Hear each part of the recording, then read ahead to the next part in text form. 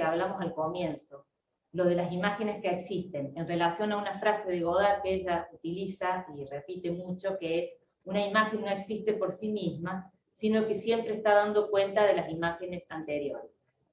Sigo con la cita de Albertina. Construyen hacia el otro, hacia lo colectivo, hacia la historia. No es un trabajo sobre el yo para afirmarlo, sino al contrario, es una apertura del yo. Lo llamo anti-autobiográfico porque en realidad creo que siempre estamos trabajando con elementos biográficos, ya sean ficciones, documentales o ensayos. Marcarlo como autobiográfico creo que le da una orientación de lectura que hace que se pierdan capas y sentidos vitales. Es como si fuese solamente la historia de una persona. Y en realidad son películas que no se tratan de eso. En tal caso toman esas experiencias para dar cuenta del mundo o de los diversos mundos. Y ambas películas hablan de la imposibilidad de reconstrucción del cine frente a lo irreparable de la historia. Bueno, pareció muy interesante, digamos, y me quedo, subrayo algunas frases. No es un trabajo sobre el yo para afirmarlo, sino al contrario, es una apertura del yo. Marcarlo como autobiográfico creo que le da una orientación de lectura que hace que se pierdan capas y sentidos. Bueno, a mí me pareció interesante porque otra vez, como tantas veces, la relación escritura y vida vuelve, ¿no? Se vuelve un terreno inestable, y que exige también volver a repensar, ¿no? Este tipo de anudamientos o de lazos. También me trajo recuerdos de cuando, ya les voy a contar un poco sobre mi trabajo de tesis, pero cuando a Barón Visa le preguntaban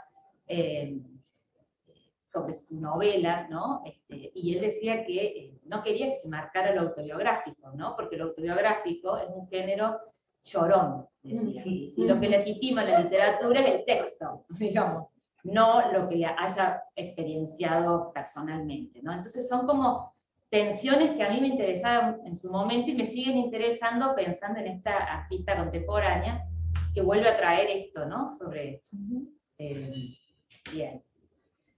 Entonces, por un lado, eso, visualizar, estas palabras visualizan varias cuestiones. Por un lado, el trabajo de experimentación con la memoria, que todos sabemos que Albertina Carri efectúa de los rubios en adelante, ¿no? Un estado de búsqueda permanente que provoca reverberaciones y movimientos en las narrativas sobre la memoria y en los modos en que se imagina la creación estética. Por el otro, estas afirmaciones también, quiero sugerir, estarían como señalando una fórmula que, a pesar de su aparente eficacia, porque de hecho sigue teniendo una gran eficacia, ¿no? El pacto autobiográfico y los relatos autobiográficos, pero pareciera que se está, muestra un agotamiento, ¿no? O sea, hay un agotamiento de esos protocolos genéricos autobiográficos. Y es esto, ¿no? La de un yo autobiográfico que pretende apropiarse del mundo, que se cierra sobre sí y desde allí se mueve, ¿no? Ese gesto estaría como en un estado de agotamiento. Y justamente esto, ¿no? Un yo personal que le otorgaría forma humana a la experiencia vivida y que ahí quedaría, se cerraría el círculo, digamos. Esa sería la fórmula que yo noto que está un poco agotada. Entonces también ahí viene la inquietud de las palabras, ¿no? De Kafka. Es personal, pero no es personal a la vez. Parte de anécdotas biográficas, pero no se trata solo de eso. O sea, como si la narración de determinadas experiencias no pudiera encontrar los medios de expresión necesarios a través de esas formas, ¿no? Entonces, para ir marcando un poco, me parecía que había como dos elementos en principio para explorar. Primero, ¿de qué está compuesto el yo? Digamos, como pregunta pedagógica. ¿Qué contiene un yo? ¿Con qué otros componentes o fuerzas entra en tensión? ¿Qué herramientas necesita para dar cuenta de aquello que va más allá de la experiencia vivida como algo dado, o de la experiencia personal? Y el segundo punto tiene que ver con los modos en que concebimos la experiencia, ¿no? O sea, acá la miro a Florencia porque he trabajado mucho con sus textos, de hecho también en conversaciones con mi director de tesis, Gabriel, hemos trabajado y conversado mucho en relación también a esto, ¿no? Cómo salir de lo textual, cómo abrir la obra, cómo pensar la experiencia. Me parece que, bueno, los trabajos de ambos me han ayudado un montón.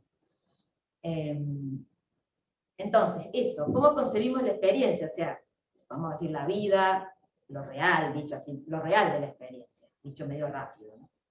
¿Qué vida es la que se quiere narrar? ¿Cómo volver contable la vida? Y ahí, ¿estoy viendo? No, el primer power.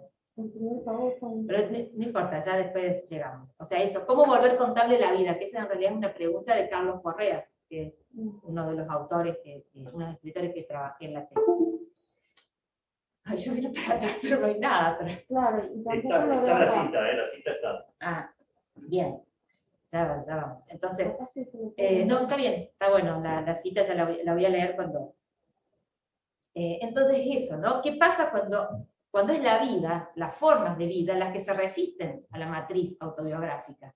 O sea, como hay como un combate ahí, ¿no? Entre la forma y lo informe, ¿no? Entre cierto modo de darle un contorno humano a la experiencia y lo que escapa de eso, ¿no? Nos preguntamos entonces, y acá uso una frase de una instalación de Albertina que a mí me gusta mucho, ¿cuál sería ese punto impropio, para usar la expresión del artista, que conecta y vehiculiza lo personal con lo que podríamos ya decir impersonal, ¿no? Lo individual con lo que trasciende al individuo o es preindividual. La ilusión de lo propio, o esa cuestión de lo que se puede reapropiar, digamos, con aquel bios o esa vida impropia, ¿no? Por fuera de las lógicas de la propiedad, del individuo propietario de sí y de aquella vida a la que da forma, digamos, ¿no? Más o menos, hasta ahí, vamos. Y bueno, y acá me parece que también es algo que a mí me sigue interesando, porque en realidad a mí me interesa ese punto de tensión entre una subjetividad fluctuante, digamos, ¿no? En esos procesos de subjetivación y desubjetivación, o sea, donde todavía hay un resto de sujetos, por decirlo así, ¿no? Pero que está tensionado por esto que lo atraviesa. Entre una subjetividad, decía, tensión entre una subjetividad fluctuante y en movimiento y una afuera sin forma y más allá del humano, ¿no? Porque acá me parece que hay algo central y que a mí me interesa mucho, que es que en esta tensión hay un trabajo ético del artista, ¿no? Un trabajo ético sobre los modos en que se va componiendo y descomponiendo esa subjetividad. Como un trabajo, o sea, como un hacer y un deshacer a través de los modos de expresión que va usando. En el caso de mi tesis, a través de la escritura, en el caso quizás de artista, a través de otros lenguajes. Y que bueno, y que es a partir de ese hacer, digamos, que se va trazando un tipo de singularidad específica, ¿no?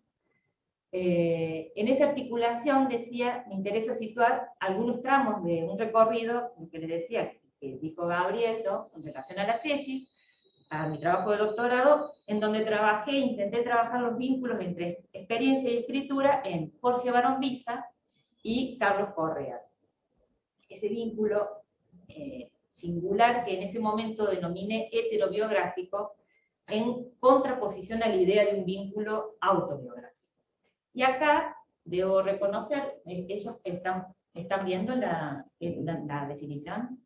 Bueno, acá, en la novela Los reportajes a Félix Chaneton, de Carlos Correa, justamente me pareció un hallazgo, lo comentábamos, lo charlamos con Gabriel en su momento, un hallazgo, porque fue el mismo material, digamos, que desde una mirada, quizás en ese momento, o desde con algunos arraigos en la filosofía existencialista, ¿no? Sabiendo que Correa fue uno de los traductores de Sartre y demás, pero dejaba leer justamente una noción de heterobiografía que después a mí me permitió poder intentar convertirla en una categoría crítica, digamos, y me gustaría compartirla a esta definición que es del año 84, cuando se editó esa novela,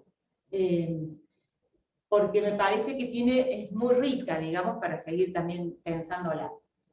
Dice Correa, y siendo imposible fundar literariamente lo propio sin fundar lo ajeno, toda autobiografía es una heterobiografía.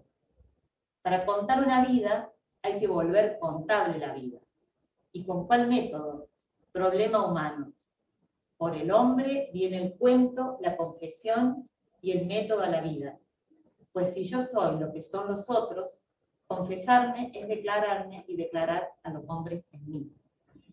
Bueno, sin duda, a partir de esa cita y de todo el trabajo que hace Correa, sobre todo en esa novela, pero en otros materiales que me interesaron, justamente aparecieron como muchísimos elementos que me permitieron recrear y fundamentar a la heterobiografía como una categoría crítica, digamos, como un cambio de mirada, digamos, ¿no? Un cambio de mirada, no como un género, digamos, sino como una tensión, un cambio de mirada extrema en relación a cómo se sitúa el sujeto que escribe y cómo va componiendo y descomponiendo su yo, esa primera persona, digamos, ¿no? Entonces, algunas definiciones como para que podamos ir incorporando otros elementos a esta noción de heterobiografía. La mirada heterobiográfica implica una salida hacia el afuera, ¿no? O mejor, una apertura del yo que se abre hacia el exterior que lo atraviesa. La heterobiografía pone su acento en el ingreso de lo otro, lo ajeno, lo informe del bios, ¿no? Lo que no tiene forma dada de antemano. En lo autobiográfico, por el contrario, lo ajeno es apropiado dentro de los límites del yo, individual y personal. Es un yo que se cierra sobre el suelo del individuo, digamos, lo conversamos con algunos estudiantes, ¿no? Sin duda, la autobiografía como género en la historia, digamos, ha sido uno de los brazos literarios fuertes para la fundación del sujeto moderno, ¿no es cierto? Entonces, viene con toda esa carga, digamos, y por supuesto que, bueno, ese yo, digamos, también tiene ese pacto entre el individuo y la persona, digamos, ¿no? La noción de persona que sería como su piso o su fundamento, ¿no? Entonces, todo lo que el yo incorpora desde lo autobiográfico se vuelve sobre sí, se cierra y se le da una forma, digamos, no hay fisuras en ese yo, digamos. Totalmente opuesto es el planteo, la mirada heterobiográfica, porque justamente se va a tratar de un yo que es consciente de esa ilusión, de que la vida y la obra pueden tener una relación paralela. El yo heterobiográfico ya sabe que eso, los tiempos de la vida y los tiempos de una obra son desobrados, ¿no? Son tiempos suspendidos, son tiempos heterogéneos. Y es consciente justamente en ese sentido de que la experiencia es un encuentro, digamos, es un acontecimiento, ¿no? Que justamente lo que plantea es esa apertura del yo y ese afectarse por ese exterior que lo atraviesa. Bien. Por eso mismo, como les decía, implica una apertura de ese yo hacia lo que no es individual, hacia lo preindividual, hacia las singularidades impersonales de la experiencia. Y en esto, bueno, hay mucha filosofía también por detrás, no lo digo yo, digamos, sino que a mí también me sirvió mucho poder pensar la experiencia como acontecimiento de una matriz de Leuciana, ¿no? Como para pensar, digamos, ese encuentro como una instancia en donde el individuo se sale de sus límites, ¿no? Y hace que ese encuentro se abra a otros componentes, ¿no? Preindividuales, impersonales o no personales. Bien.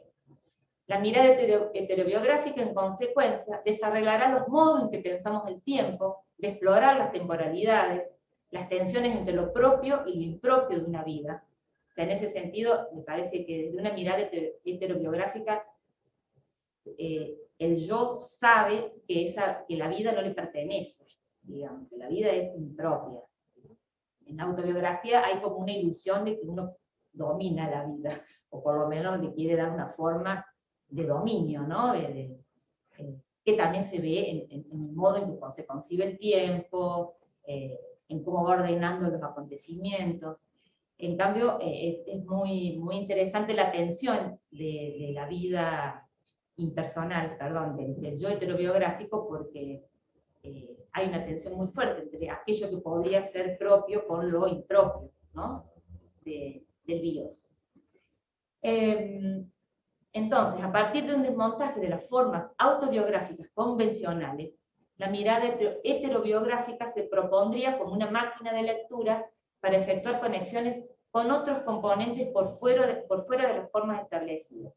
Ensayar lazos con el afuera, con aquello que no tiene una forma dada de antemano, con lo indeterminado de la experiencia, una salida por fuera de los contornos de la conciencia de un yo, para dar lugar a otro tipo de experiencias vitales, a otros modos de contar una vida y a otras formas de vida también, a otros modos de existencia, digamos, ¿no? Que quizás estén dados a través, por ejemplo, de los escritores que yo trabajé, a través de invenciones, ¿no? De otro modo de escribir, ensayar otras formas de pensar ese bios que se escapa, ¿no? Y creo que tanto en Jorge Baronvisa como en Carlos Correas hay como muchos elementos para poder pensarlo desde ese lugar. A partir de allí, y después, como les decía, el foco de mi trabajo doctoral estuvo puesto en esa dimensión impersonal o no personal de la experiencia, que ponen en tensión y revisión la noción de persona y la centralidad del humano en torno a lo que entendemos por vida, indagando justamente en los elementos de una memoria impersonal. Después, articulada esta mirada, y en otra etapa de mi investigación, porque después de rendir la tesis y de seguir pensando, había quedado me habían quedado ganas de seguir profundizando en la dimensión de las temporalidades. Y acá sí entra mi propia biografía desobrada, en el sentido de que para mí la experiencia de haber trabajado en el Archivo Provincial de la Memoria, en el área de pedagogía, y poder pensar ahí modos de la transmisión en relación a cómo se transmiten acontecimientos del pasado reciente a 40 años, 45 años después o más, digamos, porque eran discusiones que se daban todo el tiempo, cómo mostrar, cómo hacer ver, desde qué estrategias, desde qué regímenes de lo sensible, a qué materialidades apelar, porque también estábamos hablando de un espacio de memoria en donde el sitio es el museo, con sus paredes y su materialidad, digamos. Entonces, se me activó como esa necesidad, pero que en algún momento no lo podía dimensionar, que podía dialogar con esta otra, pero después sí, algo decantó, y me parece que tiene que ver, la dimensión de las temporalidades enriquece justamente poder pensar las memorias impersonales, ¿no? O sea, poder pensar ahí no solamente estas tensiones entre lo propio y lo impropio de una vida, sino qué otros tiempos emergen en estas relaciones entre componentes humanos y no humanos, ¿no? Bueno, más o menos voy muy rápido, voy a tomar un poquito de agua. Entonces, bien, acá, ahora sí me gustaría, no quiero tampoco tanto, así conversamos, pasar a Albertina Carri, a la artista que nos convoca, que en realidad a mí me interesa mucho su obra porque me parece que es una artista que, bueno, tiene una reflexión teórico-crítica muy interesante, con muchas capas para trabajar, y que todo el tiempo está como, eso, es como un laboratorio, yo lo había puesto en el resumen, ¿no? Como un laboratorio en donde ella experimenta y nos hace experimentar también, ¿no? A los espectadores, sobre el tiempo, la memoria, lo que queda, los restos, o sea, un montón de cuestiones que me parece que siempre es un desafío trabajar con su obra, ¿no? Entonces ahí sí me pregunto, y ahora voy a hacer después un breve paneo sobre algunas películas y como para seguir con esta línea de qué pasa con ese yo, digamos, qué componentes hay en ese yo, para retomar esa primera interrogante que intenté formular, desde esta mirada heterobiográfica. Nos preguntamos también, ¿no? O sea, y lo dejo como una pregunta abierta porque es una obra en proceso y es una obra que todo el tiempo se está haciendo, ¿no? Y que va pasando por diferentes modos de expresión, que eso también me parece, o sea, el cambio de soportes del cine a la escritura, a la instalación, al corto, bueno, en fin, digamos, al trabajo con archivos, me parece que también habla de una multiplicidad en eso que también es importante. Nos preguntamos qué tipo de subjetividad se estaría gestando en su apertura hacia el orden de la experiencia, ¿no? En el caso de esta obra. Aquello que compromete, y esto también retomo algunos puntos de trazos impersonales, o sea, que compromete no solo una posición estética, ¿no? Sino también un trabajo ético, o sea, como que vienen estas dos cuestiones, ¿no? Con respecto a la materia biográfica que se toma como objeto, ¿no? ¿Cómo se prepara un terreno donde se puedan efectuar ejercicios de desapropiación y de suspensión de una identidad cerrada sobre sí para dejar que emerjan otros componentes y otras figuraciones?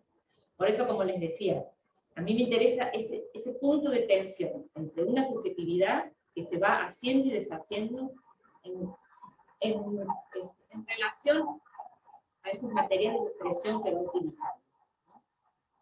Y acá también recupero algo, justamente lo que posibilita también poder pensar desde este lugar una ética de lo impersonal, porque nos permitiría justamente poder contraponer los sentidos naturalizados o arraigados, y nunca del todo desmontados, de la primera persona, ¿no? En tanto suelo del yo, de ese yo personal, ¿no?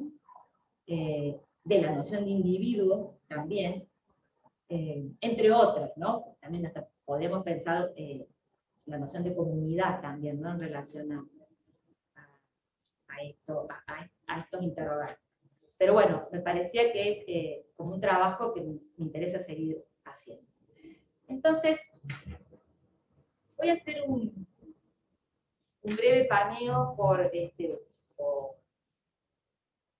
la obra, por Los Rubios, por ejemplo. Bien. No, ya está, eso, ¿no? Sí. Sí. Al final vamos a pasar ese pedacito del corte. Digamos, yo no me he detenido específicamente en cada una de estas películas, sí en Operación Fracaso y en La Instalación y en Cuateros, pero sí me interesa empezar como a activar esta máquina heterobiográfica, esta mirada heterobiográfica, a ver si por ahí ustedes me acompañan y quizás puedan ver lo mismo que yo, o otras cosas. Pero me parece que en Los Rubios ya hay un gesto, digamos, en cuanto a la pregunta de cómo narrar la desaparición de los padres, y en relación, por ejemplo, a una decisión formal de que su propio yo esté representado por una actriz. Digamos, ahí ya hay un desdoblamiento. Incluso esa investigación que hace un grupo de amigos, ahí ya tenemos algunos indicios de que ese yo personal, esa primera persona es una primera persona con otros aditivos y con otros componentes. Sin duda, después también la apelación a elementos de animación, digamos, ¿no? Entre otras cuestiones, digamos, al mismo uso del documento, ¿no? Desde otro lugar en donde también hay una tensión entre esto, la cuestión del género documental y la ficción, ¿no?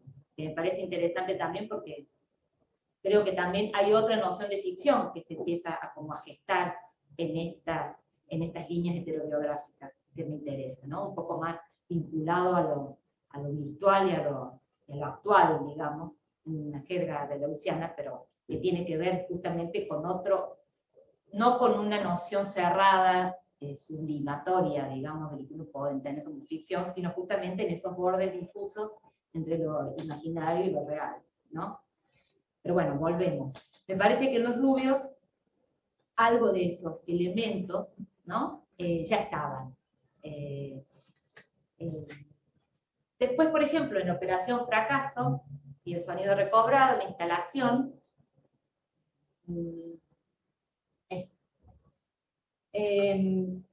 bueno, acá tenemos varios elementos, sobre todo, bueno, que ha sido muy estudiado sobre todo me interesan los trabajos de Aguilar, de Gonzalo y de Bernini, pero esto de salir del cine, ¿no? Ahí ya hay todo también un desplazamiento en relación a los propios materiales, a las propias operaciones formales, digamos, ¿no?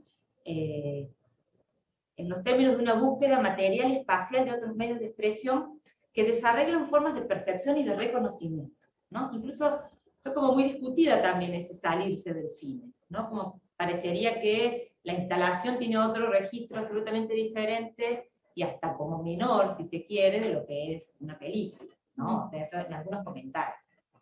Pero bueno, la instalación, bueno, he compartido algo en el trabajo, a través de estos restos, ¿no? De estos desechos, de viejas cartas también, ¿no? Que la madre les escribía, se trabaja con eso, ¿no? Desde la evocación y desde una, pero como de que ella también lo dice, y lo dicen los críticos, una concepción física y material del cine, ¿no? A partir de esos restos. Y que abre, que eso me parece muy interesante, primero porque abre a que el espectador se active, y participe de otra manera en ese recorrido. Pero después también para abrirlo a otros registros sensibles, ¿no?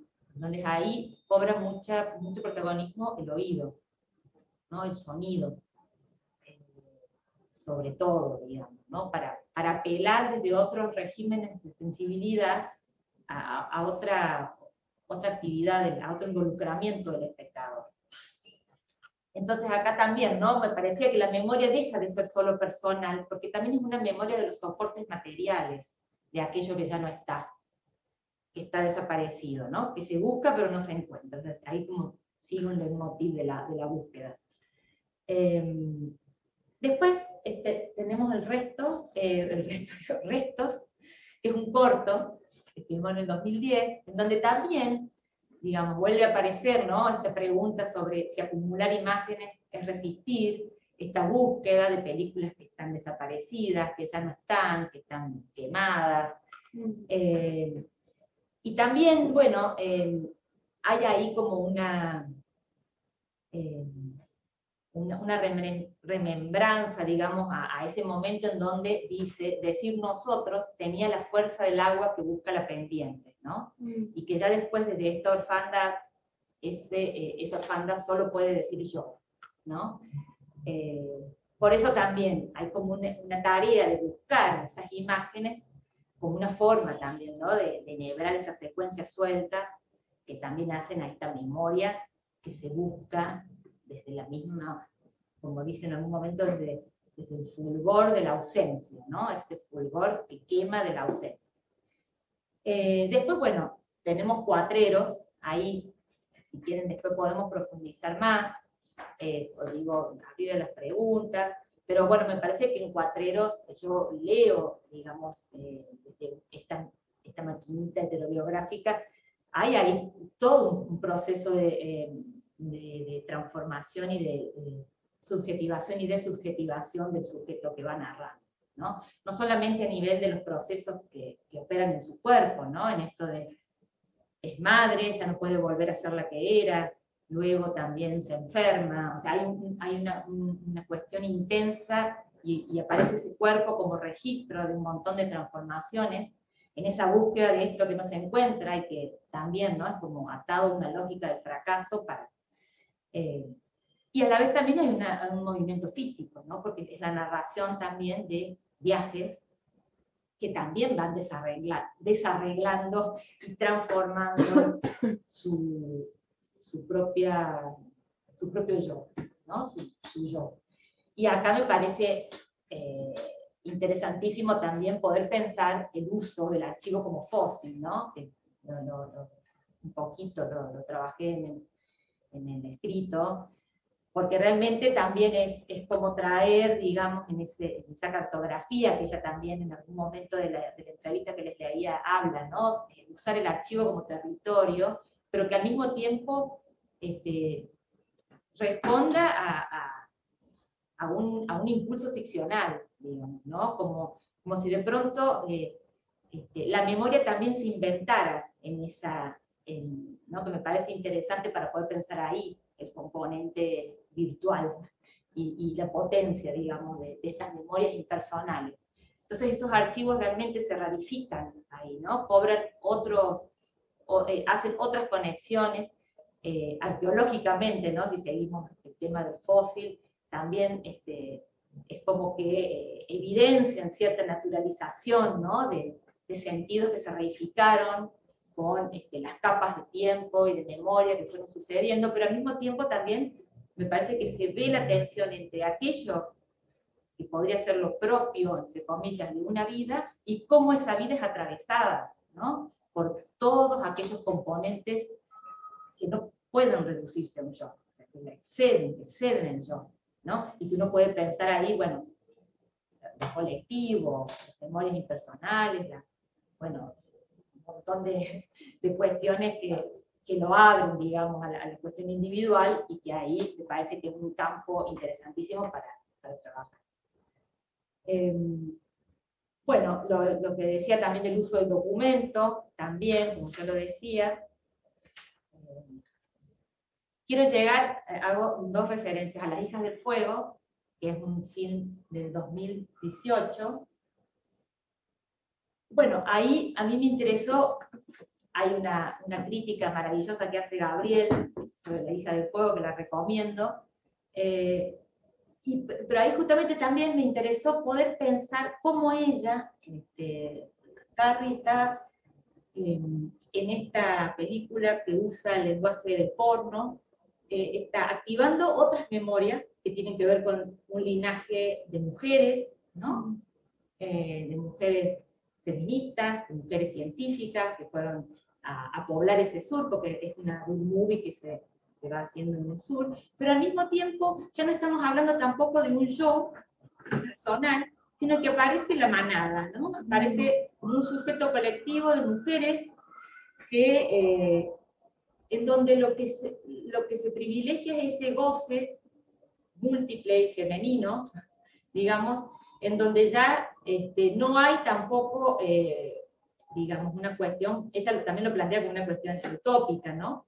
Pero no está la cuestión de la propiedad de los cuerpos tampoco, que tiene mucho que ver también con poder pensar ese yo, cuando decíamos el yo autobiográfico es un yo que se piensa propietario de su experiencia, digamos, y de la vida, ¿no? Acá me parece interesante, desde otro registro y otros lenguajes, poder pensar también este sujeto que no es yoico tampoco, que es un sujeto que se abre a un colectivo, ¿no? Un sujeto colectivo, podríamos decir. El cuerpo devenido manada colectiva, y tiene que ver mucho también el cuerpo ahí como sujeto, no sé si sería esa la palabra, pero... y ahí también, bueno, aparece algo interesante cuando ella en algún momento habla, ya no, porque en esta suspensión de ese yo, digamos, personal, y que se abra a otros tipos de subjetividades, también empiezan como a desmontarse otros modos de pensar, digamos, la historia y la memoria. Entonces ella ahí habla de, ¿por qué no pensar en leyes del contagio y no en leyes de la herencia, ¿no? Uno por ahí piensa que también la cuestión de la propiedad está muy vinculada, y de la propiedad, perdón, me olvidé de lo más importante, de una idea patriarcal, digamos, ¿no? De la cultura y de los modos de los cuerpos de vincularse, ¿no? Y ella en un momento dice, no es la representación el problema, aunque después dice que sí, que también es la representación el problema, pero dice, no es la representación el problema es cómo esos cuerpos se vuelven territorio y paisaje frente a la cámara. Y eso también me pareció interesante, porque tiene mucho sentido esa frase. Aparte, tiene mucha densidad también todo lo que va diciendo este narrador, esta narradora. Pero también acá aparece ¿no? la noción de territorio, la noción de paisaje, y también esos cuerpos están en conexión con paisajes reales, digamos, ¿no? Porque está filmada en una zona de naturaleza, si se quiere, que contrasta también con un modo de vida urbano, y que me parece que ahí también está bueno para pensar esos otros elementos que se van incorporando y que no son humanos, vamos a decirlo así. Y ahora sí, Flor, si querés, me gustaría pasar a un corto, para mostrarles un pedacito de un corto que lo estrenó en el 2020, fue una convocatoria en la plataforma Contar, lo pueden ver, a 5 cineastas argentinas, se llama Bitácora. La consigna que les habían ofrecido era pandemia y procesos creativos, digamos, ¿no? Entonces también es muy interesante, porque en el corto de Albertina, a diferencia de los otros, ella decide borrar la voz humana, o sea, no hay voz humana directamente, digamos. Hay mirada, que es la mirada de la cámara, pero es una mirada, que por eso me interesa compartir, aunque sea un pedacito, que tiene que ver con un registro sonoro, visual, de la Pampa, ¿no? De un paisaje de la Pampa. Y ahí me parece interesante. Parece que no está. Perdón. No, por favor. Algo ocurrió acá, algo toqué mal. Yo, mientras ellos siguen cosas, yo sigo charlando. No, porque a diferencia de los otros cortos, no de todos, pero de algunos. Ahí está. ¿Estamos? No, por favor. ¿Querés que lo veamos? Ya 2 minutitos y después ya...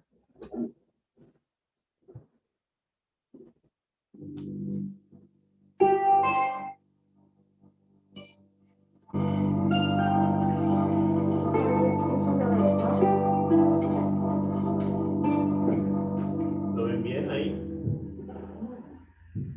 Sí, se ve perfecto.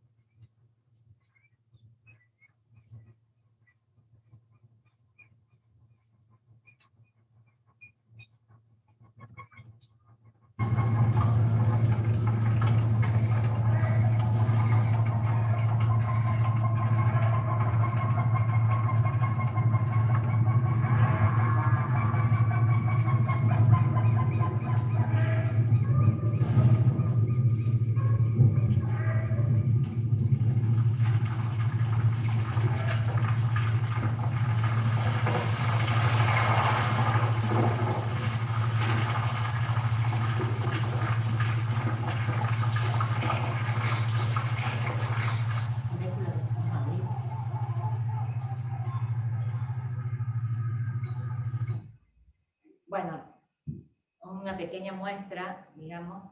Me interesaba porque justamente la decisión formal de suspender la voz humana, digamos, en el marco de un periodo de bitácora, ¿no? Que la bitácora se conecta con el diario, ¿no? El género del diario íntimo. Y ahí sí, ella hace un pequeño texto que introduce el corto, en donde habla que, digamos, que quedamos expuestos como especie, ¿no? Como la especie humana, en este corto que se llama La delgada capa de la Tierra, o sea, que expone la fragilidad, digamos, del humano como especie, y lo que le interesaba era crear estos paisajes sonoros en relación a estos sonidos de otros mundos circundantes que tienen que ver con la naturaleza, lo animal, lo vegetal. Y pensando en otros cortos que yo los he visto, que tienen más el formato del diario íntimo, entonces ahí también vuelvo a la pregunta que como que partía esta exposición. O sea, realmente en este contexto en el que estamos viviendo, digamos, de una pandemia global, en donde emergen y se patentizan todos los extractivismos y todas las fragilidades y todo nuestro modo aceleracionista del capitaloceno y todos los antropocenos posibles, digo, a veces como que parecería que el registro del diario íntimo, ¿no? de esto que por ahí se torna dentro de lo personal, ¿no? Que establece como, parecería que no es suficiente para dar cuenta mínimamente, me parece, ¿no? De algo de todos estos otros registros que se comienzan a sacudir y a mover, sobre todo ahora pensando en, bueno, nuestra supervivencia como especie y nuestra habitabilidad amenazada, ¿no? Bueno, hasta ahí. Disculpen que... Acá me aplauden. Bueno, abrimos entonces ahora a Gracias. preguntas y comentarios. Sole, vos que tenés la cámara de los participantes ahí enfrente, les vas dando la voz. Si bien. llegás, bueno, yo también los puedo ver. Sí. Álvaro, ¿qué dale. tal, Álvaro? ¿Cómo estás? No, está muteado, ahí está. Ahí está. Llegué un poquito tarde, perdón que no me perdí la primera parte de tu presentación, pero tenía muchas ganas de escucharla porque, como sabes, compartimos varios intereses teóricos y me encantó escucharte y me hizo pensar muchas cosas lo que trajiste. Cuando te escuchaba, me quedé pensando, me preguntaba si ibas a hablar de Las hijas del fuego, o también de otra película erótica, ¿no? Un corto, ¿no? Que creo que se llama Barbie también puede estar triste, ¿no? No sé si la viste a esa, pero entra dentro del, digamos, de un archivo paralelo, ¿no? O quizás no tanto, ¿no? De la obra de Albertina Carri, ¿no? Porque justamente, digamos, creo que yo estaba pensando en esa pregunta y de algún modo vos un poco la respondiste cuando hablaste de Las hijas del fuego, que a mí también me pareció una película súper interesante, ¿no? Y en muchos sentidos distinta de las otras películas de Albertina, pero quizás no tanto, por eso que vos señalabas acerca de pensar la cuestión de la subjetividad o de, digamos, estaba esperando a ver si citabas a nuestro común amigo Simondón, ¿no? Para pensar en lo transindividual, ¿no? Que creo que ahí hay todo un tema que creo que es muy rico y que creo que vos estás pensando sobre eso, así que en realidad mi primer comentario tenía que ver sobre cómo podías relacionar este concepto de heterobiografía con las ideas de Simondón, que no son exactamente digamos, la hipótesis de lo transindividual, como vos bien lo sabés, no tiene que ver con un estado preexistente, ¿no? Digamos, no sería lo transindividual, no es lo mismo que lo preindividual, según, digamos, podemos entender de esa formulación también bastante compleja y por momentos un poco opaca, ¿no? del pensamiento de Simondón. Entonces, mis comentarios son dos. Por un lado, si podés tratar de contarnos, de compartir con nosotros, si pensaste, digamos, estas ideas en torno a la heterobiografía en relación con el concepto de transindividual y también, digamos, con esa dimensión, digamos, quizás porno, ¿no? Pensarlo porno como también una dimensión transindividual, ¿no? Donde los cuerpos se vuelven a veces como indistinguibles, ¿no? Se confunden, y la película que yo te menciono, el corto Barbie también puede estar triste, es una película hecha con muñecos, digamos, con Barbies, ¿no? Que es un recurso que ella también utiliza en Los Rubios, ¿no? Con los Playmobil, y ahí hay también una dimensión interesante para pensar justamente la cuestión de la subjetividad. Bueno, podría seguir con la pregunta. Quiero hacer solamente una nota al pie a partir de lo que estabas, también de lo que señalaste en relación con la cuestión del diario. Sí. Me interesa pensar el diario íntimo de algún modo, como también un laboratorio, ¿no? Una zona donde la persona o lo individual es sometido a cierta forma de interrogación. Y bueno, yo en este momento estoy escribiendo sobre el diario de Piglia a China, y los diarios de Piglia también trabajan sobre eso, porque en realidad son diarios donde se construye un personaje, ¿no? Es decir, Renzi no es Piglia, o es y no es, ¿no? Él trabaja muchísimo en esos diarios sobre la cuestión de ese desdoblamiento del yo, y a su vez de ese yo que también es un yo que está sumergido en el tiempo, digamos, y en las vicisitudes, ¿no? de la Argentina moderna. Bueno, en fin, es un comentario bastante largo sobre lo que vos planteaste, pero me hizo pensar en esas dos cuestiones y quizás podés decir algo al respecto. Mirá, no, me encanta, aparte me estimula también para seguir pensando, y voy a empezar como por el final, después a lo mejor te pido que me recuerdes. Cuando yo me refiero a lo del diario íntimo, sin duda que estoy hablando del género más cliché, digamos, del protocolo genérico más convencional. Sí, por supuesto que hay diarios y diarios, digamos, y sin duda que también dentro de ciertas cuestiones genéricas, también hay un montón de transgresiones que hacen que el trabajo con el diario pueda estar abierto a otras cuestiones.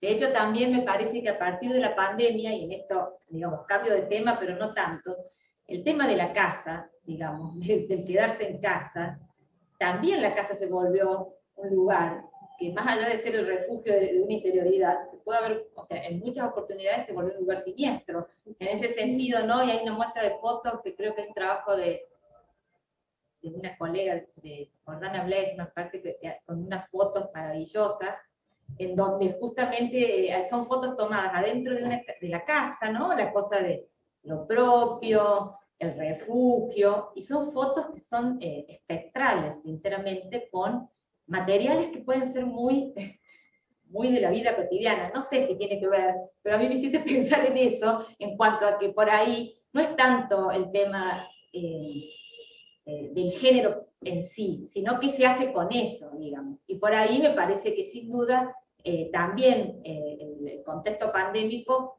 dio lugar a mucha escritura del yo, que por ahí tenía cosas interesantes y en general muchas como, que bueno, no, digamos, como ahí, esa cosa de no poder dejar que eso externo de alguna manera atraviese y agriete y haga como de esa obra algo más estriado, ¿no?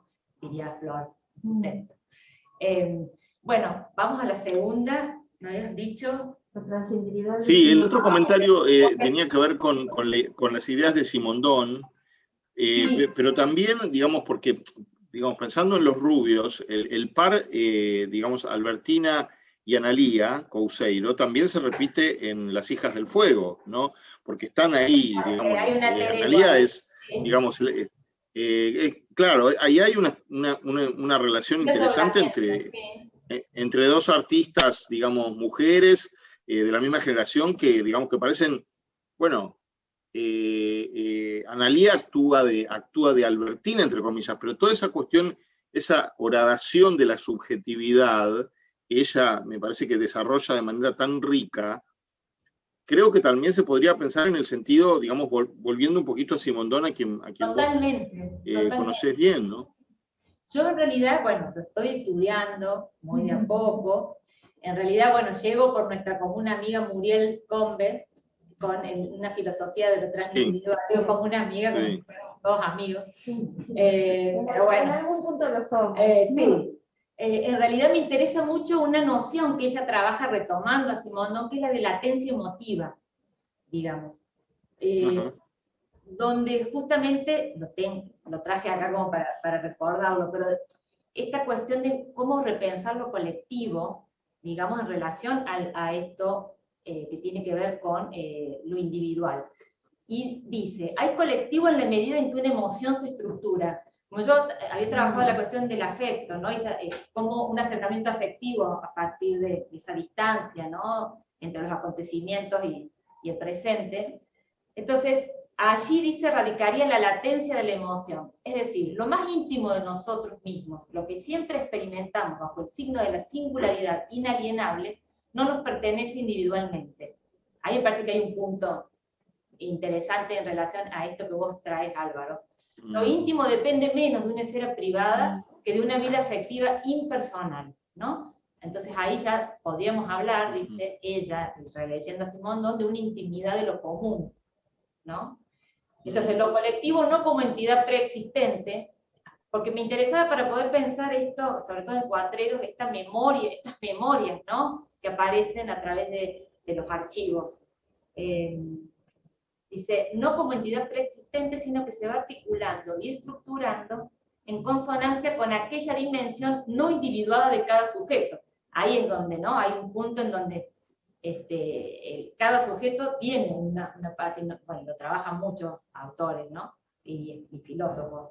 Entonces, ahí lo transindividual dice, una zona impersonal de los sujetos que es simultáneamente una dimensión molecular o íntima de lo colectivo mismo. Es muy complejo, lo sé, pero a mí me interesa seguir profundizando ahí, porque me parece que a lo mejor, en función también de los materiales que uno trabaja estético, puede encontrar figuraciones que hagan de ese colectivo algo singular, digamos, ¿no? Porque también me interesa poder pensar, bueno, o sea, ¿cómo es el punto ese entre lo propio y lo impropio?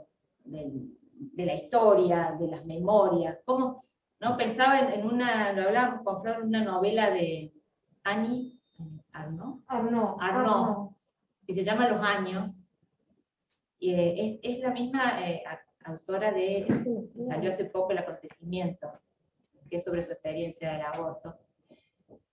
Y es muy interesante porque ella es una memoria impersonal realmente. Ella trabaja, o sea, desde que hace todo un trazado de su vida, pero como si fuera un diario de la afuera, justamente, que es otro libro de ella. Pero digo, ahí juegan con esas categorías y esos géneros estancos, como que los van mezclando, ¿no? Un diario de la afuera, pero que al mismo tiempo también es, y va en una dimensión de registro impresionante, desde la marca de cigarrillos que fumaba en la adolescencia, a las novelas que pasaban, a los presidentes que subieron a la irrupción del HIV en los 80, o sea, pero como esto, ¿no? Como memorias fragmentadas que van componiendo y que se van yendo también. O sea, son memorias que se van escapando también. Y después vienen los hijos, y bueno, digamos, esto de lo irreparable de la historia, que también dice Albertina, ¿no? Bueno, no sé si dije algo así. Quizás hay otro comentario, otra pregunta. Gabriel. Gaby. Nada, muchas gracias, y un poco a ver si, creo que, no sé si engancha exactamente con esto que venías diciendo, pero por ahí hay un eco. Y gracias, Sole, por la presentación y por el recorrido. Me gustaría escuchar un poquito más sobre el último material que nos mostraste, ¿no? Sobre la delgada capa de la Tierra, ¿no? Que nos cuentes un poquito más qué pasa en este documental, ¿no? Nos tiraste alguna línea, pero, ¿no? Escuchar un poquito más sobre esta idea del paisaje sonoro, ¿no? ¿Qué te parece? ¿Por qué hay esta decisión de moverse hacia el sonido, ¿no? Para pensar el paisaje, además, ¿no? Que el paisaje, bueno, como sabemos, ¿no? Obviamente, una construcción visual, ¿no? Ocular-céntrica. Y acá, esta decisión por ir hacia el sonido podría haber sido hacia otro sentido, pero esta decisión hacia irse hacia lo aural, digamos, ¿no? Eso por un lado, si te interesaba, ¿no? Y también un poco si te interesaba la idea esa de la delgada capa, ¿no? Si había algo ahí que era significativo justamente para pensar esta dimensión de lo transindividual o lo preindividual, ¿no? Que es como componente de lo heterobiográfico. Nada, si te interesaban algunas de estas dimensiones, o que nos cuentes más sobre este último material de Carl. Por ahí me gustaría que podés poner la diapositiva, me sale, Power, porque ahí está escrito el pequeño texto que lo puedo leer, y a la vez también me parece que como acá, a ver, dice 2020, la delgada capa de la Tierra. La ciencia ficción es un intento de conquistar nuevos planetas o de acceder a viajes espaciales convocados por la inquietud sobre las formas de vida que allí se pudieran encontrar. ¿Qué pasa cuando esa sensación de inquietud y extrañamiento atraviesa nuestro cotidiano de forma global? Estamos en medio de una pandemia y la delgada capa de la Tierra en la que habitamos nos demuestra convincente la fragilidad de nuestra existencia. La incertidumbre extraterrestre se volvió introspectiva, ¿no? El pliegue. La amplitud de la Pampa como un retazo de este espacial planeta y como un territorio liminar lleno de potencias narrativas, de temores y de belleza. 2020, la delgada capa de la Tierra.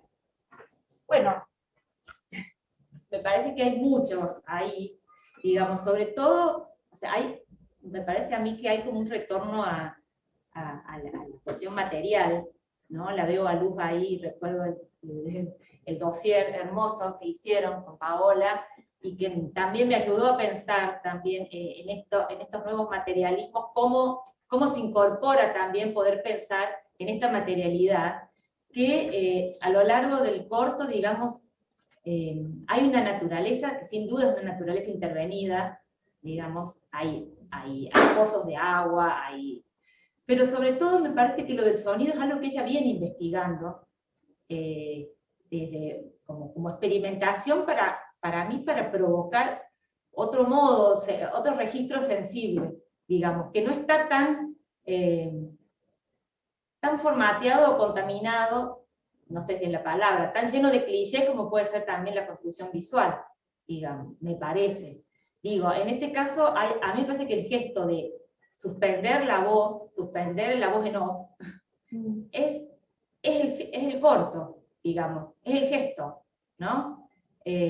Como que ahí está, digamos, poder pensar,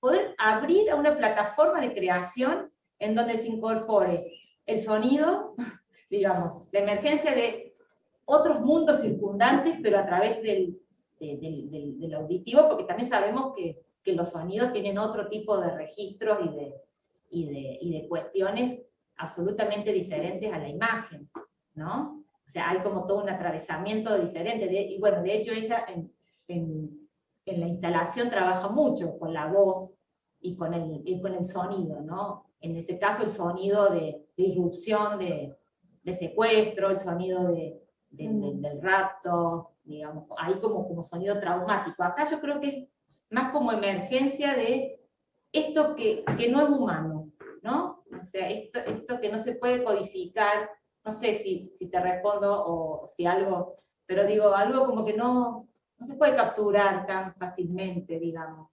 Me parece que en eso la imagen, y eso, y sí, hay como una intención de que el corto sea ese registro, digamos, del planeta, ¿no? Porque también está la Tierra, y que me parece que en eso, la delgada capa de la Tierra, que en realidad creo que es el título de un texto, pero no sé de quién, me parece que es como una cita, digamos, o una frase que ella saca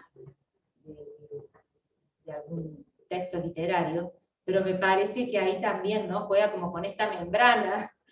Yo lo asocio con algo como de membrana y como de pliegue también, ¿no? Que un poco lo dice, como de cierta cuestión porosa en relación a la afuera y a lo que hacemos también. No sé, me parece que ahí está como ella lo dice también, está como claro la cuestión de la fragilidad de la especie, digamos, ¿no? No sé si te parece, Georgie, algo. Me habías preguntado otra cosa. Luz, dale, sí, Luz, Luz. intervenir. Luz. No, No, yo nada más es un tema de un dato, porque cuando vi el corto, me quedé pensando si los rubios, porque lo había hace tanto los rubios y no la volví a ver, si no empieza con la misma, con alguna escena medio parecida, ¿no? Del campo. O sea, es que no me acuerdo, porque yo también la vi hace unos Y meses o está- 3 y no me acuerdo, pero puede ser, ¿eh? Sí. Puede ser. Creo que hay una escena al comienzo donde están las chicas como jugando y empieza la cuestión de los personajes, ¿no? Y me dio la impresión de que es un paisaje bastante similar y me pareció como una cita también, ¿no?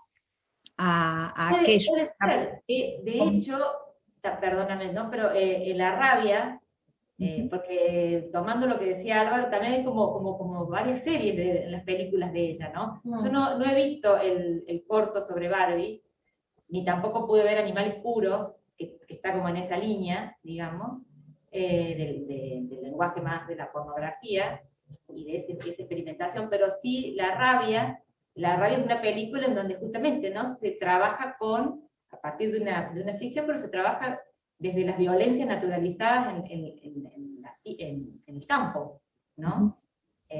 Digamos, ahí no se filma una yerra, hay cuestiones que tienen que ver también, bueno, con la pampa, ¿no? Me parece que en ella hay algo ahí, como seguramente, la voy a volver a ver a los rubios, pero seguramente debe haber ahí también alguna autorreferencia.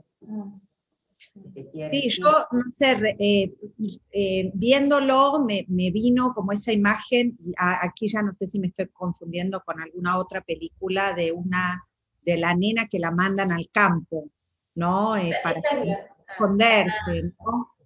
En el contexto de la dictadura, que era como el campo como una situación también de un refugio, ¿no? Y pensaba un poco en el contexto pandémico también en esta misma situación donde aparece ahí el campo un poco, y el sonido de los pájaros y la delgada capa de la tierra como algo, ¿no? De cierta fragilidad también, ¿no? Pero bueno, nada, era simplemente una pregunta que Pero tampoco además ella también lo toma, ¿no?, como el espacio, la cuestión de lo topográfico también me parece que es central acá. sí. También como una cuestión de material, ¿no? Porque me parece que la cuestión de la pampa y pensarlo como un espacio creativo, y es interesante para verlo en contraste con los otros cortos. ¿Te interesaría? Ese ejercicio está bueno, por lo menos a mí me interesó, porque aparece el campo en varios cortos, pero no aparece como aparece acá.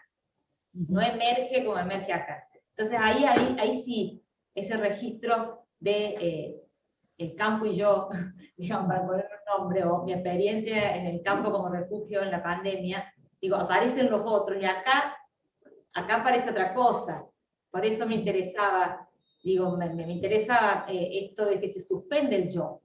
Hay una mirada, sí, en la cámara, ¿no? Pero está tensionada esa mirada humana con el sonido, con los sonidos, más que con la imagen, si se quiere. Y ya que estoy en este momento, también pensaba, Sole, justamente en tu otro artículo, ese que participó en el dossier que armamos, ¿no? Que también relaciona mucho con lo que dijiste, con todo este otro, ¿no? En la cuestión de lo material, como aquello que hace suspender el yo, ¿no? Digamos, y cómo, o los restos, ¿no? Que es lo que vos trabajás ahí. Pero bueno, nada, me interesó mucho, es simplemente un comentario para relacionarlos, ¿no?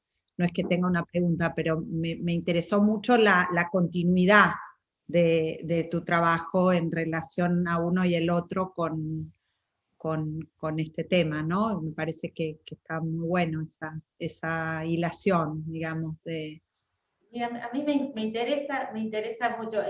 Luz hace referencia a un artículo donde yo trabajé, Aparecida, de Marta Dillon, y Biblioteca Roja, que es la historia de el desenterramiento de una biblioteca que se enterró en la época de la dictadura y se desentierra 40 años después. Entonces, poder pensar el resto ahí, ¿no?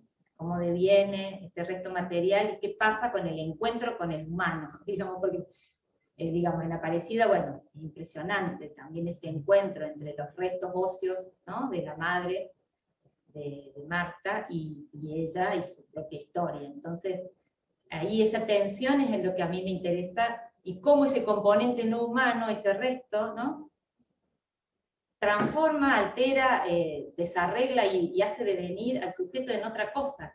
O sea, tiene como es una materia vibrante, ¿no?, como, Claro. como dicen ustedes también ahí en el concierto. Y bueno, lo de la biblioteca también, lo del resto como desecho, bueno, en fin.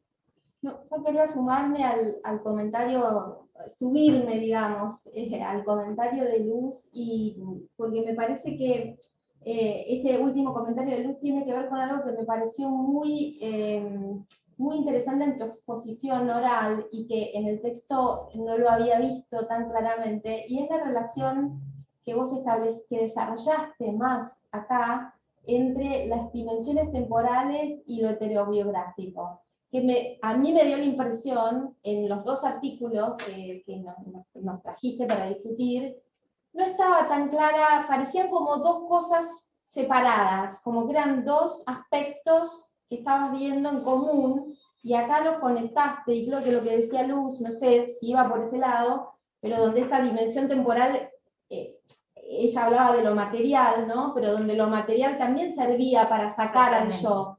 Entonces, nada, me interesa, me parece que ahí encontraste, a veces uno cuando tiene que hablar, ¿no?, de dos textos separados, se encuentra como una articulación que me parece súper interesante, que trabajes más, bueno, ¿por qué trabajar estas dos cosas juntas? ¿Hasta qué punto una se potencia a la otra, ¿no?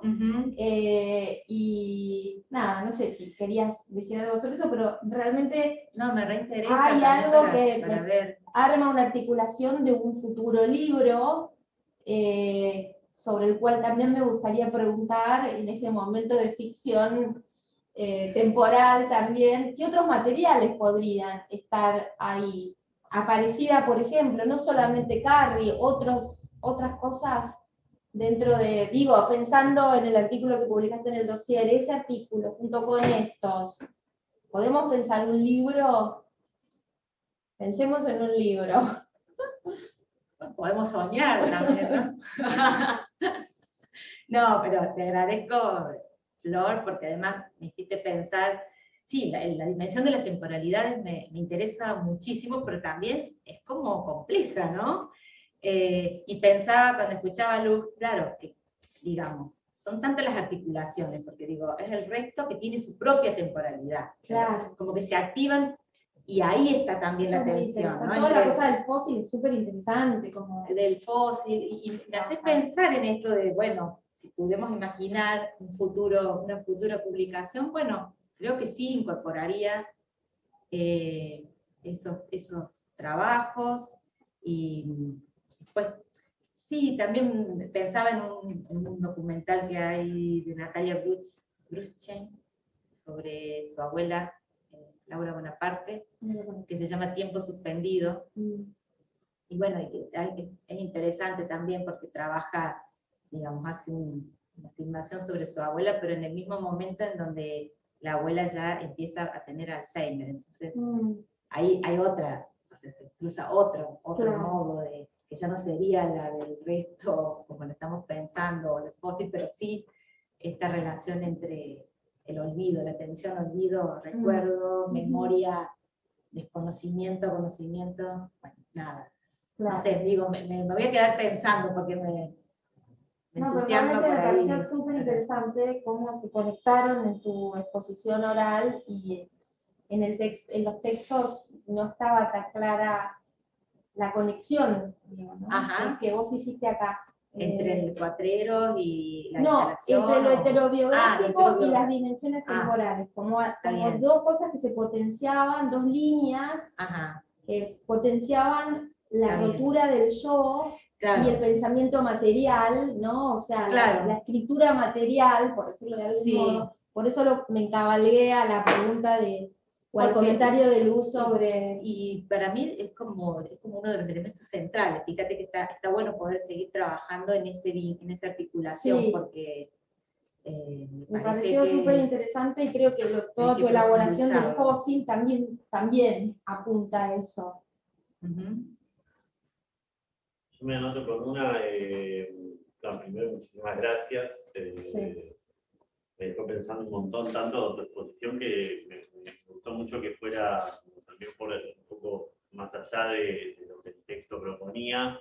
Y entonces tengo también algunas preguntas por ahí en relación a esa vinculación con tu trabajo, proceso, que fuiste tan generosa también de compartir.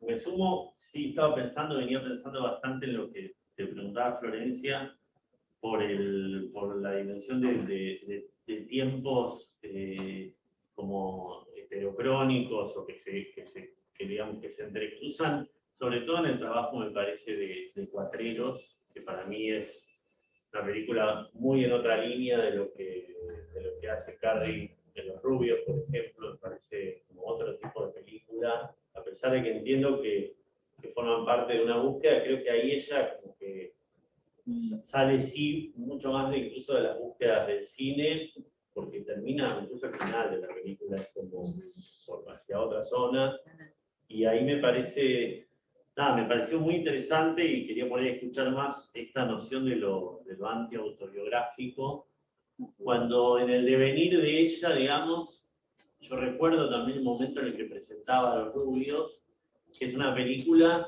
que es casi para mí en ese momento la leía como una posibilidad de decir yo ante unos padres que no le permitían eso, porque también puede decir yo en ese momento a alguien que pertenece a un linaje, de algún modo, ¿no? Es esta idea de que la autobiografía también es posible cuando esas personas o esas primeras personas son relevantes o son especiales, ¿no?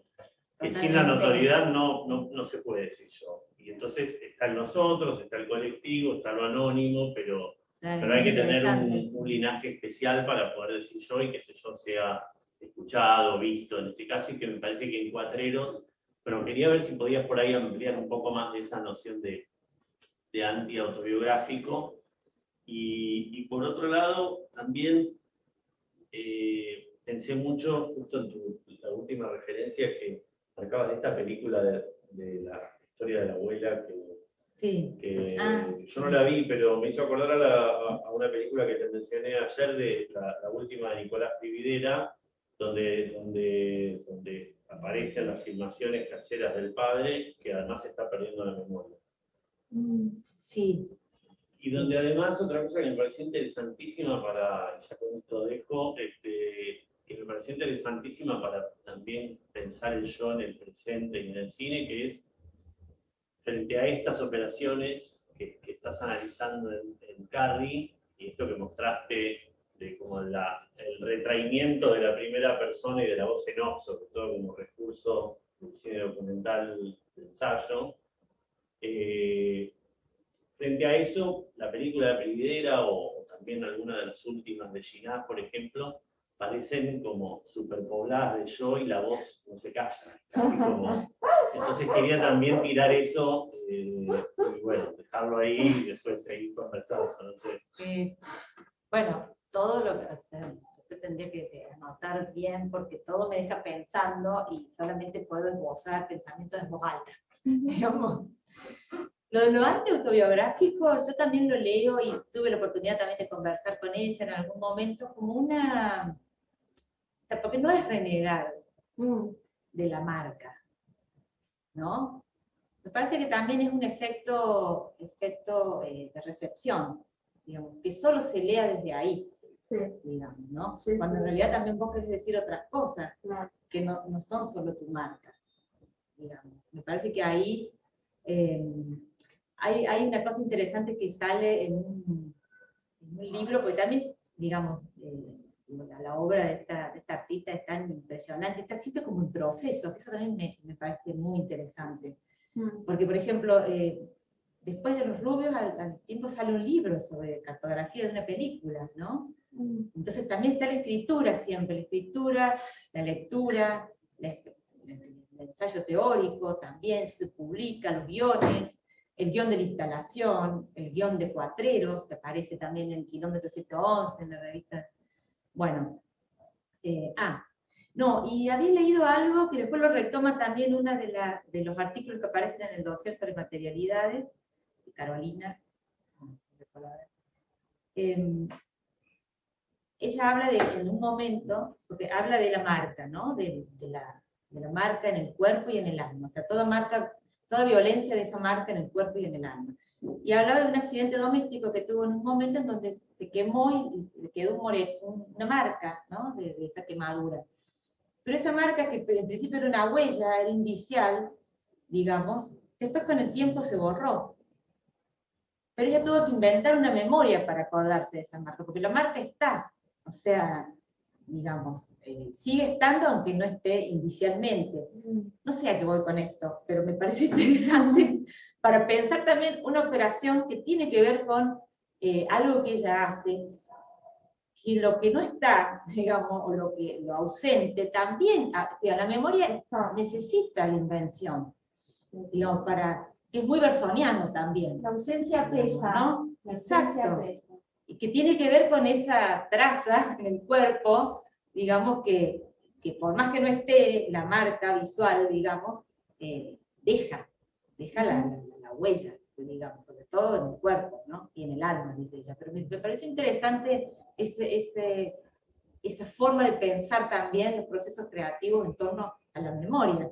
Y eso que justamente no es renegar de la marca personal, es abrirla, digamos, también a todos esos otros trazados, todas estas gestiones biopolíticas que también se inscriben en los restos, se inscriben, bueno, digo, ¿no? En gestiones sobre la vida y la muerte, en este caso en un contexto determinado, ¿no? En un contexto de terrorismo de Estado.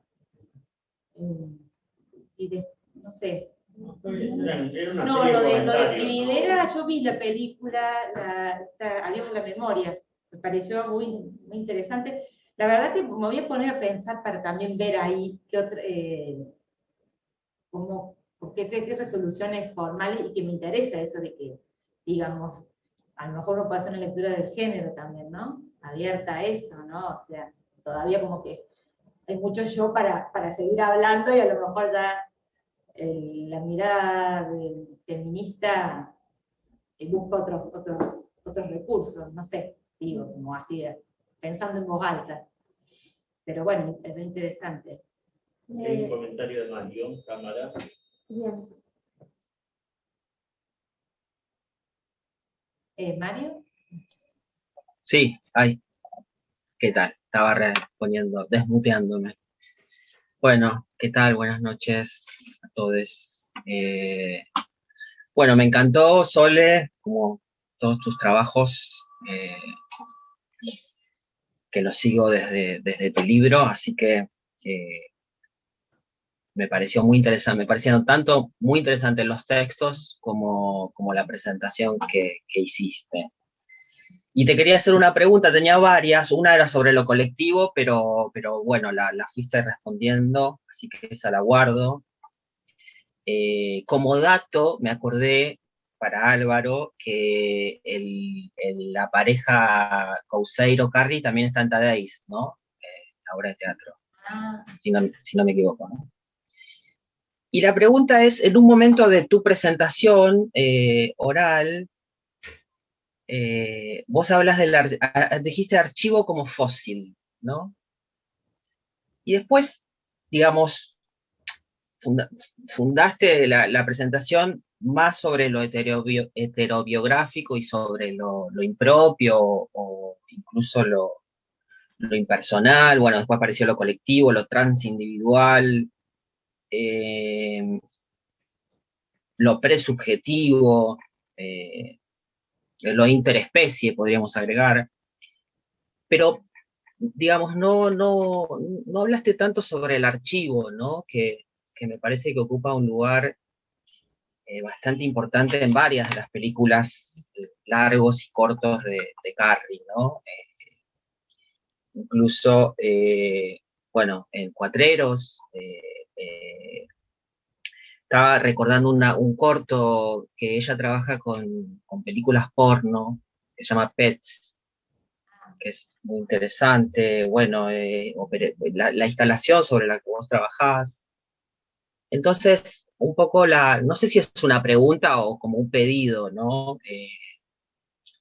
Porque, digamos, si podés como ampliar un poco más en qué tipo de idea de archivo estás pensando, cómo se articularía esa figura tan, tan visitada y trabajada por, no sé, por la filosofía y por la crítica, ¿no? Como es el archivo en relación a lo heterobiográfico.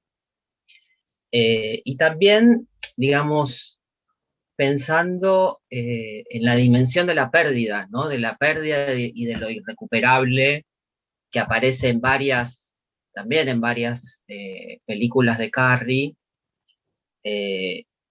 un poco en relación al archivo, ¿no? O sea, de algún modo, Cuatreros también es un poco la historia de algo que no se consigue, ¿no? O sea, el archivo también está en función de esa película que supuestamente se filmó y que estaba en alguna dependencia de Cuba y que finalmente no termina de aparecer, ¿no? Como si el archivo también fuera un lugar en algún punto de pérdida, ¿no? Y no solo eh, de memoria, ¿no? Entonces, nada, un poco eso, ¿no? O sea, cómo articulás estas cuestiones, ¿no? O sea, qué concepto del archivo estás trabajando, cómo pensar el archivo y lo heterobiográfico y la cuestión y lo heterobiográfico, la cuestión de la pérdida, ¿no? O de lo irrecuperable. Bueno, eso. Gracias. Gracias, Mario. Qué pregunta interesante y como que me deja pensando mucho, te digo, porque, claro, por ahí lo del archivo, recuerdo que lo cito en el texto, que me parece, ¿no? Esta idea de Didier Huberman sobre que el archivo trabaja con lo que no está, digamos, ¿no? Más que sobre lo que está, no sé, tiene como una naturaleza, como dice, lacunar, ¿no? Y me parece que también en esto, y sobre todo en Cuatreros, hay una cuestión que es más, es la búsqueda, ¿no? Y es esto de los fracasos sucesivos los que van trazando ahí algo a partir de lo que no se encuentra, ¿no? Me quedo pensando también en esto del archivo como fósil, que a mí me reinteresó porque lo trabajo en relación a un artículo de no recuerdo ahora el apellido, pero en donde me parece que ahí él lo vincula a, digamos, a un trabajo arqueológico Foucaultiano, ¿no? Poder pensar ahí estos enunciados, lo que, digamos, la materialidad de esos desechos o restos o películas o lo que sea que está ahí, pero como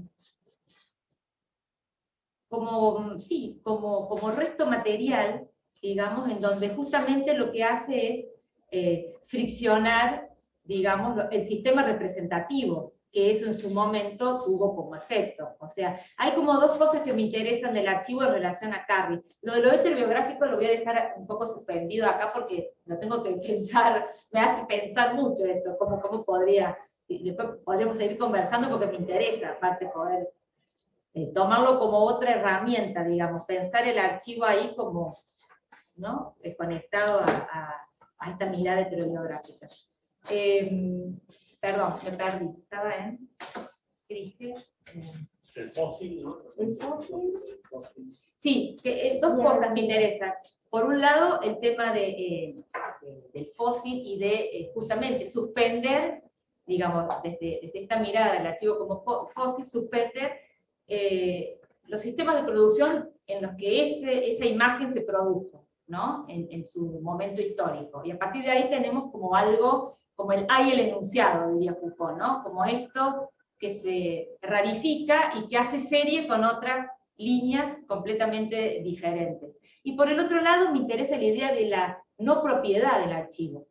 O sea, ahí digamos que también está fuerte en Carrie, y que también responde a esta técnica el metraje encontrado, ¿no? A este modo de hacer películas para archivo, ¿no? Es la idea de la no propiedad, del saqueo, digamos, ¿no? De lo que se puede encontrar, digamos, sacarlo. O sea, no importa si tiene autor, si no tiene autor, digamos. Hay algo ahí que me interesa también en relación quizás a lo heterobiográfico, pero que justamente juega con ese principio de propiedad, digamos, ¿no? Ya no hay, y ahí me parece que es interesante poder pensar, digamos, si no hay una voz autoral, o si no hay un dueño, digo, si no hay como, bueno, ¿qué es lo que emerge en ese murmullo, digamos, ¿no? En estas fósiles, en estas piedras, digamos, que son imágenes, palabras, digamos, cataratas, y que al mismo tiempo, bueno,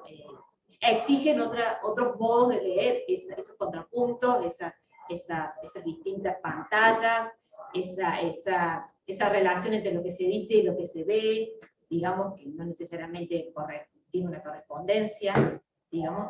No sé si respondo algo, me quedo pensando, Mario, porque me parece como re interesante lo que traes, pero para seguir pensándolo justamente, y me interesa poder Buenísimo. profundizar. Sí, respondiste. Después, en todo caso, nos tomamos un vino y seguimos conversando. Gracias.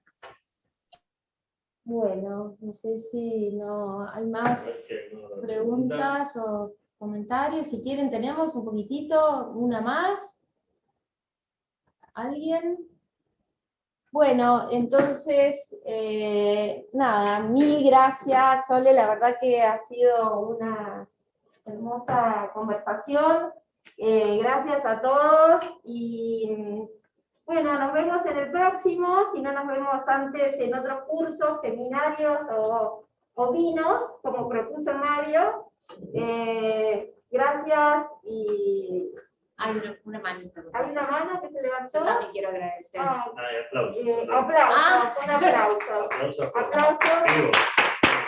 Muchas gracias por la escucha, por la atención y la participación. No, gracias también por los encuentros con los estudiantes que fueron tan importantes realmente. Un placer. Para mí una experiencia hermosísima. Un placer para nosotros tenerte, Sole.